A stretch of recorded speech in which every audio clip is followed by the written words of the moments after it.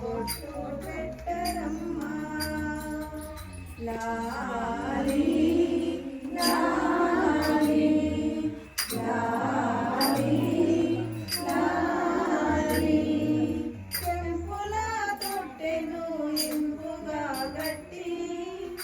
సరిగంచు చలవల్ల పాలు సమరించి